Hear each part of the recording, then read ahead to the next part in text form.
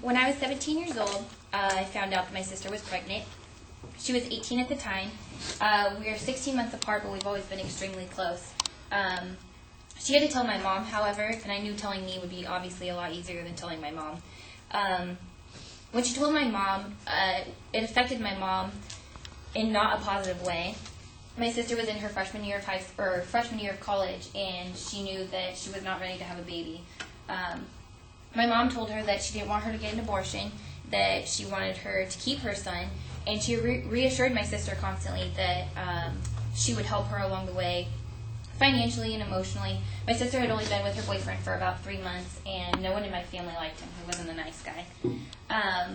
About 8 months along, when my sister was 8 months pregnant, my mom gave her an ultimatum and decided that she didn't like her boyfriend and that she didn't want my sister to keep her son. She told her that if she chose to live in my mom's house, that she would have to give her son up for adoption.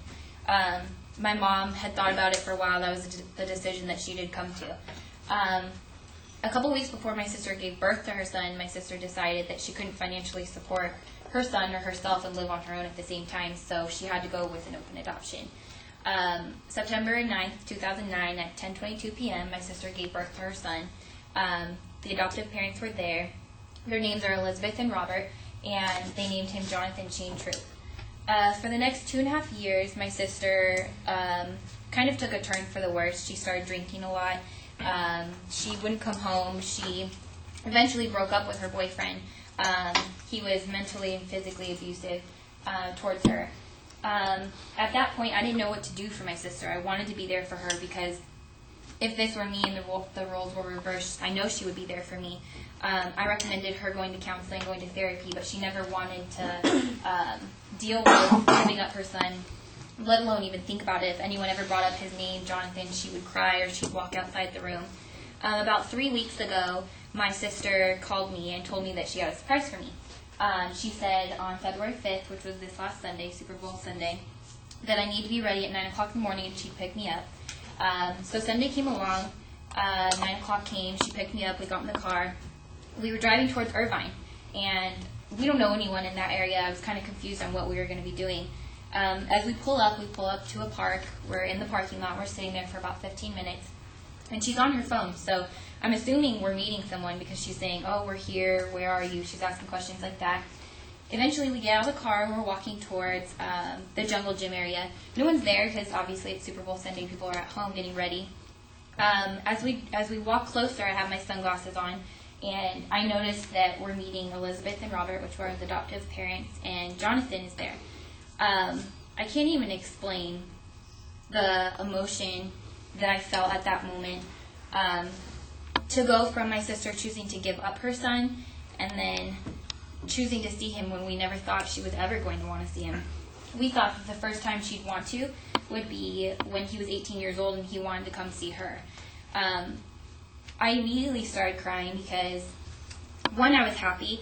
Two, I just never thought this day was going to come. It was just completely indescribable. I didn't want to cry because I didn't want to make my sister emotional, and I wanted to be there for her as much as I could. As we're walking closer, he is 2 years and 5 months old, and we've always seen pictures of him. We've always had pictures of him.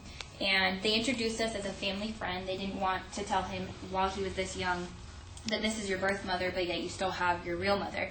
They didn't want to confuse him. So all I wanted to do was just go over, run over to him, pick him up, and hold him, because in my eyes, that is my nephew. But in a real sense, I'm his biological aunt. I'm not his real aunt. He was very reserved, very shy. He didn't really want to talk to us. He was very uncomfortable with the idea of us. At one point, he did get a little more comfortable, and my sister asked him for a hug, and he said no. And I knew the sadness that just struck her at that moment. All I could do for her was, I just wanted to go over there and just give her a hug, but I didn't want to make a big deal of what had just happened.